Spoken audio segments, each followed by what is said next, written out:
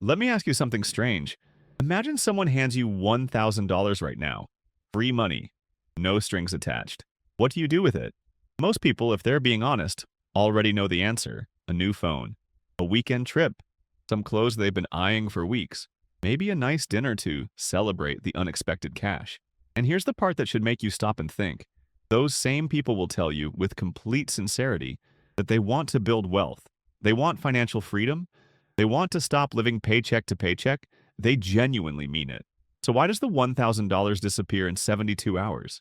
It's not laziness. It's not a lack of discipline. And it's definitely not because they're bad with money. It's because of something much deeper. Something that was built into you long before you ever earned your first dollar.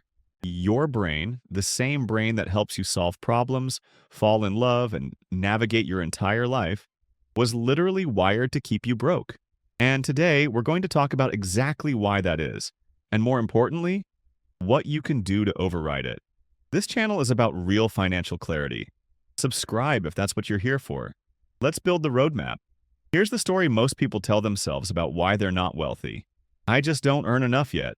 I'll start saving when things calm down. I'm not good with numbers. Investing is too risky for someone like me. These feel like reasonable explanations, logical even, but there's a problem with all of them. There are people earning half your salary who are quietly building wealth every single month. And there are people earning 3 times your salary who are completely broke. So income isn't the full story. The math of getting rich is actually pretty simple. Spend less than you earn, invest the difference consistently. Wait, that's it.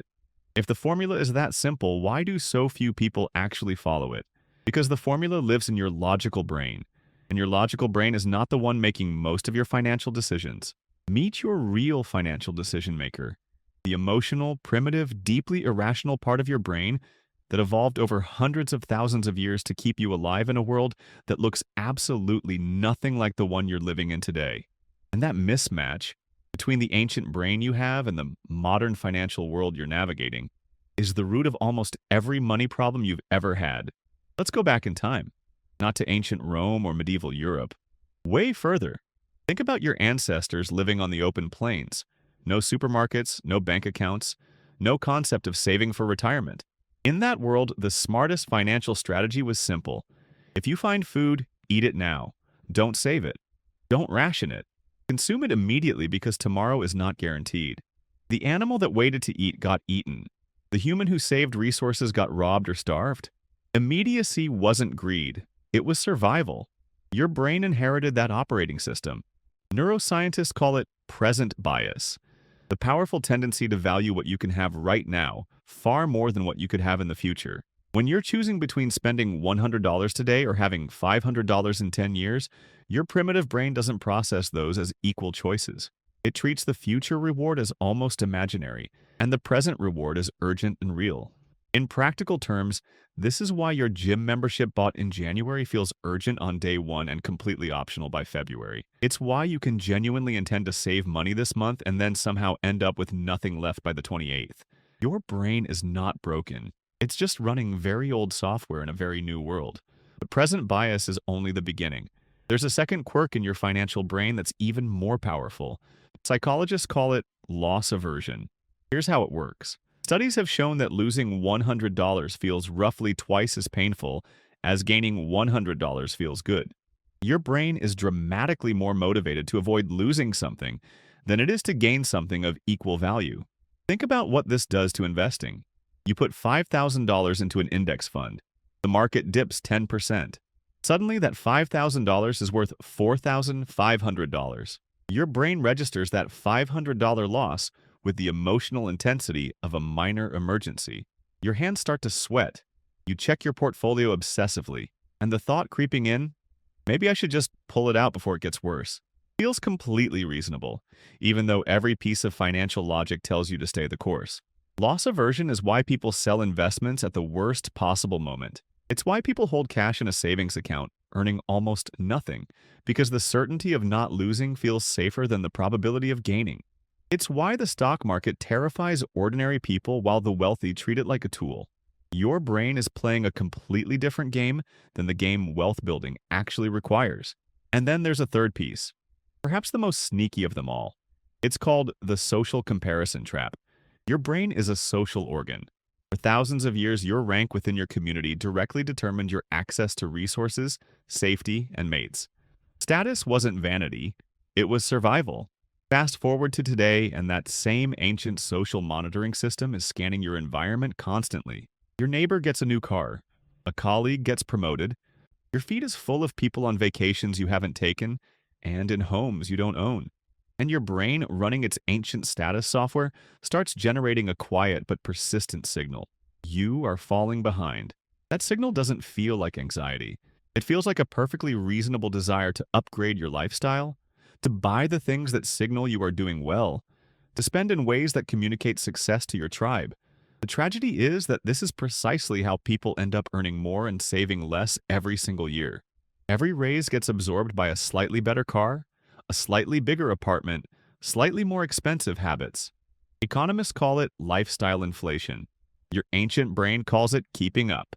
Here's the insight that changes everything. Your brain was never designed to build wealth. It was designed to survive. And for most of human history, those two goals were the same thing. But in the modern world, they are almost perfectly opposite. Survival thinking says, spend now because the future is uncertain.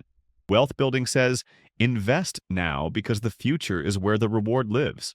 Survival thinking says, avoid any situation that feels like a loss. Wealth building says, accept short-term discomfort for long-term gain. Survival thinking says, match your status to your peers. Wealth building says, ignore what your peers are spending money on. Every single financial behavior that builds wealth over time requires you to override instincts that feel completely natural and even rational in the moment. This is why wealth building isn't really about money at all. It's about understanding your own psychology well enough to stop letting ancient instincts make modern financial decisions. The wealthy aren't smarter than you. They don't have better math skills. What they've developed, either by accident or by design, is a set of systems and habits that remove their emotional brain from the equation at the moments that matter most. Think about that for a second. The solution isn't willpower. It's not waking up every morning and forcing yourself to be disciplined. It's designing your financial life so that your emotional brain doesn't get a vote on the decisions that determine your future. So how do you actually override a brain that's been running the same programming for hundreds of thousands of years? You don't fight it. You outsmart it. The first move is to automate your financial future before your brain gets involved. Set up an automatic transfer to your savings or investment account the same day your paycheck arrives. Not later in the month when you see what's left over. The moment it lands. When money moves before you touch it, your present bias never gets activated. Your brain adjusts to a new baseline of available money and moves on. You can't spend what you never saw. The second move is to reframe loss aversion in your favor. Instead of thinking about investing as putting money at risk, think about not investing as the guaranteed loss. Right now, inflation is quietly eroding the value of every dollar sitting in a low-interest account. The money you're safely holding is shrinking in real terms every single year. When you reframe an action as the actual risk, your loss-averse brain suddenly has a reason to get off the sideline. The third move is the most psychologically powerful one. Stop measuring your wealth against the people around you and start measuring it against your past self. The social comparison trap only works if you're playing the game. Opt out. The goal isn't to have what your colleagues have. The goal is to have more freedom, more options, and more security than you had last year. That's a race with a finish line. The other race has none. And finally, make your future self feel real to your present biased brain. Research in behavioral economics shows that when people see an age-progressed image of themselves, they are significantly more willing to save for retirement. Your brain treats your future self like a stranger. The more you can make that future version of you feel vivid and personal, the life you want, yet the freedom you're building toward, the more your present brain will treat future rewards as worth sacrificing for. Write it down, give it a number, make it specific. Because a vague future is easy to deprioritize. A concrete one is not. Here's the thought I want to leave you with.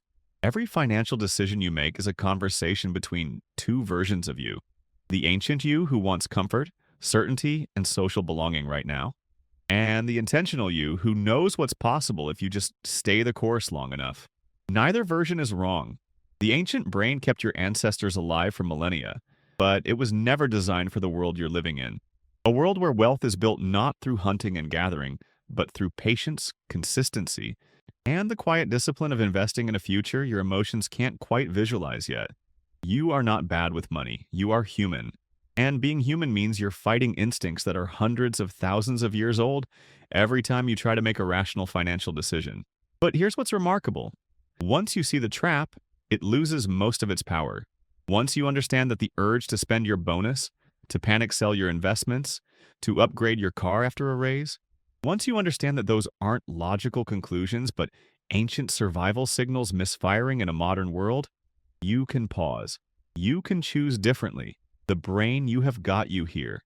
But the financial future you want requires a slightly different one. And the good news is, unlike your ancient ancestors, you actually get to build it. Start today. Automate one thing. Override one instinct. And let the math do what your emotions never could. Build something that lasts. If this video made you think about money differently, you know what to do. Subscribe, because we make these kinds of videos every week. And if you want to go deeper, the next video on this channel is going to change the way you think about every dollar you spend.